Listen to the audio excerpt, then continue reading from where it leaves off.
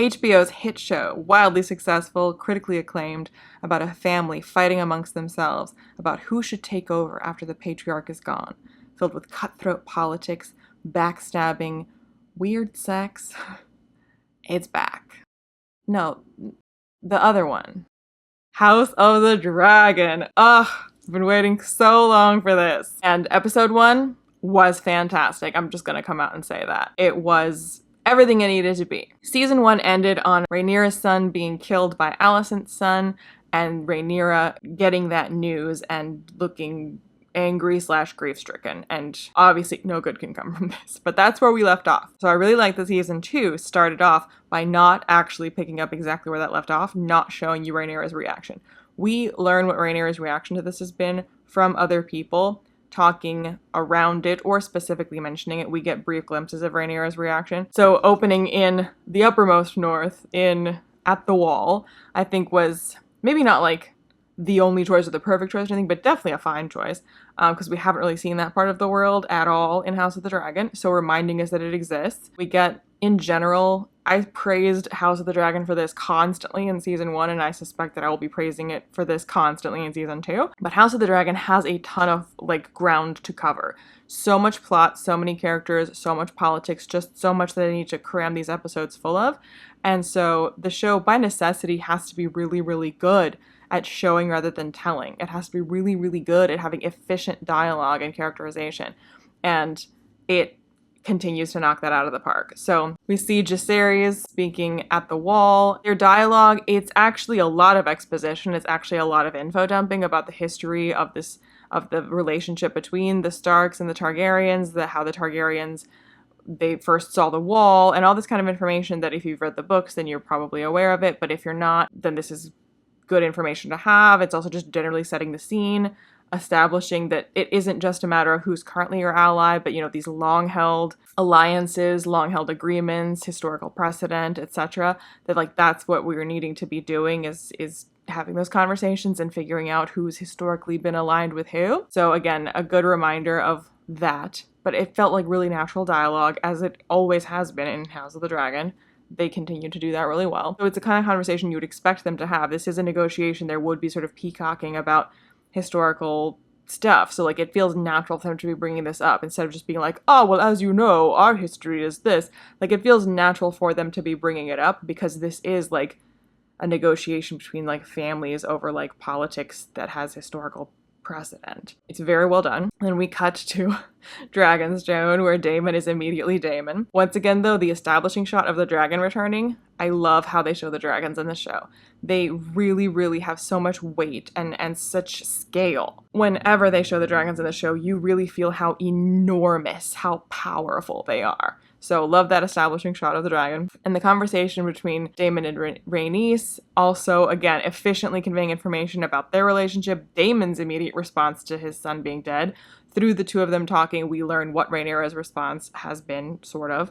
At least what she has not done. Daemon wants to immediately go off and take revenge, because of course that's what Daemon wants to do. What's a little surprising is that he has not already done so, because he always kind of does whatever he wants. So he hasn't, but he very much was looking for any excuse to do so. And throughout the episode, we see him jump down the throat of every person that has any relationship whatsoever to this tragedy that was tangentially, adjacently, could possibly be blamed for it, because he needs to act out on this. He's just blaming whoever he can because he's not actually allowed to go and take revenge. So when we finally get Rhaenyra, first, her reaction to this has been to go and try to find the body, and she does so and is finally fully able to accept the death. And when she does so, she comes back, and despite the fact that we've heard from Rhaenys last season and this season that Rhaenyra is actually very measured and calm, and everyone wants her to go to war, and Daemon is egging her on for violence all the time, but Rhaenyra is very measured. Rhaenyra comes back and is like, I want revenge. And the name of the episode, A Son for a Son. Daemon is the first one to say this very early on in the episode. When he's talking to Rhaenys, he says, I want a son for a son. And then, Rhaenyra's like, yeah, I want that too. And we cut to Daemon, he doesn't have to say anything. His face is like, that's my girl. This is what he wanted, just the stamp of approval to go and do what he already wanted to do. So another thing the show does really well, again, showing rather than telling, is showing us the relationships, how they are different between Rhaenyra and her allies and her family versus Alicent and her family and her allies, so to speak. So in King's Landing, it's such an amazing contrast to everything we see with Rhaenyra's side. It's nobody trusts anybody. They're not speaking up for each other. They're all stabbing each other in the back constantly. The way that we see Otto and Alicent talking about controlling her sons, manipulating her sons, having to make sure that they'll listen to her. We never see her being physically affectionate with them. She doesn't speak about them affectionately. She wants to kind of like explain away what Aemond has done, but like it's so different from, again, by contrast, when Jacaerys comes back and is trying to report to Rhaenyra, because he was actually sent on a diplomatic mission, so he's trying to do the thing of like reporting that information, but he can't do it because he's crying over his dead brother, and Rhaenyra just hugs him, and they just hug because they're grieving, as they would do. But this is extremely different from the kind of behavior we see with Alicent and her kids. We are once again reminded of Alicent's relationship with Cole, who I forgot how much I wanted to punch him in the face, but I very quickly remembered. He's still not over Rhaenyra. That is apparent in this one episode. Still bitter about that. He calls her, I think, a cunning spider when he's talking to Aemond. But here again, I liked how, if we remember season 1, how they did this, I liked that they kind of did a callback to it. So when he deflowers Rhaenyra, the camera focused in a lot on his white cloak and how he's sort of betraying his oath by doing this. And here, Alicent is like, we can't do this anymore. And then he hands her the white cloak to put back on him. Again, the show doesn't have a lot of like downtime. It doesn't have any like extra space to fill. So the fact that it chooses to spend time on that, again, it can't really afford to spend time on things that are not narratively significant. So the fact that they keep doing that, like, I really like how much they constantly bring up that this is what's going on with Cole, is like that internal struggle amongst others. And we see this theme pop up again in the episode, this whole thing of like duty and oaths and what one is supposed to do, because that's kind of what all this is going to come down to anyway. You know, this is a civil war, so like, who have you sworn your oath to, etc. But so when Eric comes and finds Daemon and is, you know, he's like, I chose your side because, you know, I did swear an oath and whatever, and Daemon is having none of it. He's like, no, you should have just killed Aegon. And Eric is the one that's like, we swore oaths to protect the entire royal family.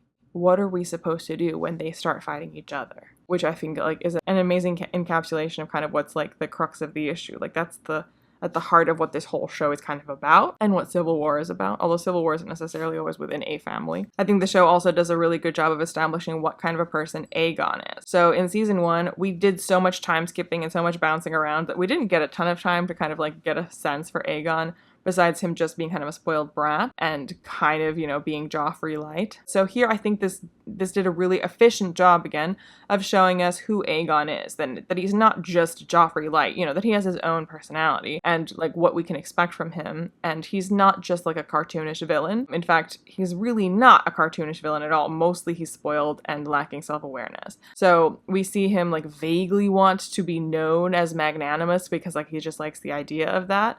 So he's not like Joffrey in that he would just like take pleasure in hurting people for no reason. He actually doesn't want to do that. He's not a sadist or whatever. When, you know, the farmer comes to him and says, hey, you know, the crown took my sheep and I kind of need them for winter. You know, his response isn't to be like, screw you. It's, you know, you owe us your allegiance, we take whatever we want, which is more so like what Joffrey would do. He's like, oh, I want to be known as magnanimous. We'll give you your sheep back, because he's, you know, he is spoiled. He has no awareness of like how anything like actually works. So Otto has to put him in his place, and he responds better to Otto putting him in his place than Joffrey does to his hand putting him in his place. But so we get a sense for like the fact that he's, you know, he's short-sighted, he's impulsive, he's very vibes based, and we do see like a malicious side. So like when they have the council meeting and he's happy to sort of make the Lannister the butt of his joke and to humiliate him, but he's not like, he doesn't push it. He's not being like, again, not nearly as like cruel and sadistic as Joffrey would be, but he, you know, he's like, he's a king now and he's enjoying like kind of flexing those muscles and having power and making people kind of dance for him. And he's like, well, I'm king now, so I just decided, and whatever I say, I do. Like in that meeting, he's like, oh, we're just going to send dragons, and we're just going to burn and kill, and I'm the king, and we're just going to take care of it. Otto and Alicent have to be like, no, maybe not. Let's not do that. Let's think about this. Which then leads me to Otto and Alicent's conversation, which again I mentioned earlier as a contrast to how Rhaenyra is with her kids. Rhaenyra is not scheming how to control her kids. But I think aside from the fact that Alicent and Otto are scheming about how to control Aemond and Aegon. Again, I love the way that they depict this relationship because they can't actually trust each other like a family. No one in the show really can. But the relationship between Otto and Alicent feels so much less like father and daughter and so much more like political allies. That are, uncertain allies. Like, that's how they talk about this. She's like, what are your goals? Are they aligned with mine? Well, you need to stop, undermining me in front of my children because, like, that's gonna, undermine our ultimate goals if I'm not able to, like, have their respect and have their attention, like, you're actually, like, hurting our cause. Like, this is the conversation. It's not, Dad, how could you do this? My children won't respect me. It's like, it's plotting and scheming and planning the way you would with, like, again, a political ally, not your father. But she's, been taught to be political from a very young age. So it's not surprising. It's not really like a change. But again, it's a sharp contrast to how we see other relationships in even this show where everything is kind of political. But of course, Helena loses no time in creepifying. Again, we get a quick bit of sort of establishing conversation and kind of showing us how little attention anyone pays to her, in particular Aegon, when she says she's afraid of the rats, which of course the audience has been trained to be like, well, that means something. She's never wrong. We just never know what she means. But Aegon dismisses her. And again, he doesn't dismiss her cruelly the way, again, not to constantly compare him to Joffrey, but the way Joffrey would. But he does dismiss her. Like, he doesn't make her the butt of a joke. He doesn't insult her. But he just says, oh, like, the queen is an enduring mystery, is she not? And, like, walks away. Because he's just like, I don't want to deal with this. Like, my sister is weird. Because, reminder, that's his sister. And also his wife. Again, like, the show is just very efficiently showing us relationship dynamics and setting up, like, what is the status quo? What is the situation? What are the sides? What are the teams? Like, it conveys all of this so effectively and efficiently in a way that you don't know that it's happening. You don't feel like all these scenes are like, here's the scene where this is being explained to me. Here's the scene where they're having this stilted conversation that's the information conversation. It's just built into how people are talking about these things, and you pick up context clues. And then again, the show, I said this last season, I'm saying it again now, it trusts you to pick up on that. The show is not going to hold your hand. It's going to give you all the information you need, and it trusts that you're going to put it together. It doesn't need to spell it out for you. They're going to show you the relevant conversations. They're going to have those conversations, have the information that you need. They don't need to come out and say, this is the thing we are saying. They don't need to have the characters come out and say what they are feeling or what it is the audience needs to know they are thinking. It just shows it to you. A really good example of this in this first episode is Larys creepifying very quickly, immediately creeping on Alicent and establishing his power. He does this also with Aegon. So he's, already in episode 1, we're seeing his scheming. But with Alicent specifically, he's miffed about not having been able to have an audience with her. And then he shares, that he's, like, tortured and killed a bunch of people. You're like, oh, of course, I forgot, you're insane.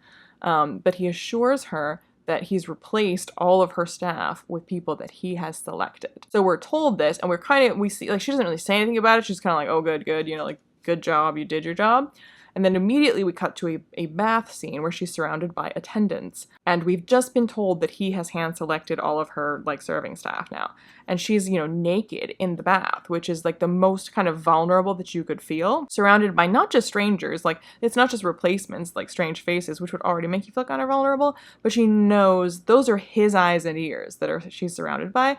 And the fact that she, like, kind of takes the, like, soap or the brush back or whatever and is like, just go, leave me alone. And they're like, but she's like, no, leave me alone. And kind of, like, not cowers, but, kind of like, you can see that she feels vulnerable. And then, and then we move on with the show. But we didn't have to have Alicent express verbally that she's, like, feeling, confined, feeling threatened, feeling watched. Like, that's all told to us by just what we are shown and how she is reacting to it. And again, this is showing rather than telling, like, masterclass in that A+. But yeah, so back to Helena being creepy and mentioning that she's afraid of the rats, then that's, of course, what the name of the episode ultimately is about.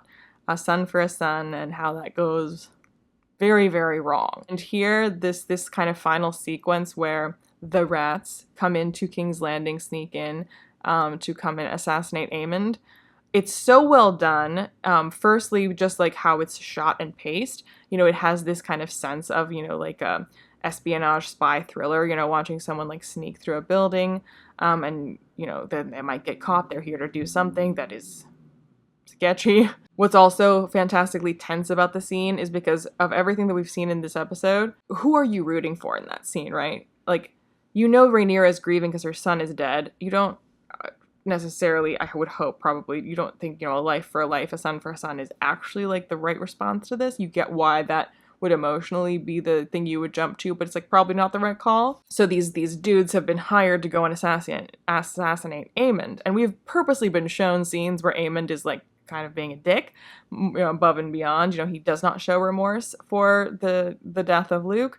Like in the end of season 1, he seemed upset and surprised and dismayed that he had killed Luke, and now, either as a coping mechanism or whatever, however you want to sort of psychologize it, he's like doubling down and is like not regretful that he killed him. In fact, he wants more death, more killing. He's mad that his mom would feel bad in any kind of way about this. Again, it makes sense that somebody who has done a terrible thing would justify it to themselves and be like, well, actually, it's fine that I did that. I should have done that. It was the right thing to do, like to be able to sort of live with yourself. But yeah, we're shown him being bloodthirsty and not remorseful. So these are things that make you dislike him, and so it would kind of make you go, yeah, son for a son, yeah, kill that guy. Again, fictionally speaking, but like you wouldn't necessarily be like that sad to see him go. So there's these assassins hired by Daemon that get at the King's Landing. We're just shown Aegon kind of being a twat while sitting on the throne, while like bragging to his friends. You're like, it's not really endearing that side to you at all. But then of course it's Helaena they find, and Helena's children,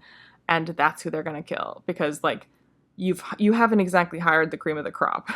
These aren't like masterful, skillful, wise assassins. They're kind of just like thugs. So of course this went wrong, because if there's one thing that these books and these stories are known for, it's like the amount of people who are in the same family or have the same name or have the same appearance. Like, of course the assassins got confused. So we end the episode with child murder, and who are you rooting for? Which again, in a show like this, I think the way that they do not play favorites, because, well, okay, that's not fair. We are kind of favoriting Rhaenyra's side. But again, Rhaenyra's side is the one that just did child murder. That's worse. I mean, what happened with Luke, like, was a tragic, but it was an accident, and it was kind of like, in a combat situation-ish. Like, I'm not justifying it. I'm not an apologist for Aemon's actions. I'm just saying this kind of, like, upped the ante. Like, that was extremely bad, which made her the victim and made her the side that you'd want to root for and say, oh, she deserves like some kind of like payback for that. But now the consequence of the attempt at that payback is actually worse. So it's, you can just see how this is going to keep escalating. And we did have this great scene where we had kind of in parallel Rhaenyra lighting a fire and burning the clothes of Luke to grieve him, and Alicent at the same time lighting a candle for Luke, which again, her son is pissed about because she shouldn't have love and affection for the enemy. But again, it's showing a sympathetic side to Alicent's side, because Alicent is generally shown by the show to be rather cold, heartless, scheming, political, not affectionate with her children, not affectionate with really anybody. But we do see these like private moments where she feels vulnerable in the bath, where she lights a candle for Rhaenyra's dead son, where she has kind of like doubts about what Aemond has done. So like when you're watching this, like it's not a clear, like obviously Rhaenyra should win and that's the side of this war. It's messy, and it's mainly kind of making the point that, again, through the words of someone like Eric being like, well, we swore to protect the royal family. When they start killing each other, what are we supposed to do? When all these people, these political messages are going out to everybody in Westeros, it's, like, how are we supposed to side with anybody? Like, this is only destructive. Like, we're not being invaded by an outside enemy. When we are fighting ourselves from within, you're like, oh, remember your oaths. You're like, my oaths to who? You're all the same royal family. Like, how are you supposed to pick a side? So I think it's doing a really good job keeping uppermost in like everyone's mind how kind of untenable and impossible the situation is for everybody on every level. And yeah, I think it's going to be a great season. I'm really looking forward to it. But yeah, let me know if there's anything that you thought was bad, anything you thought sucked, anything you thought was great that I didn't mention, whatever. But yeah, I think this is a great start to the season, and I'm really looking forward to the rest of it. Yeah, we're back, baby.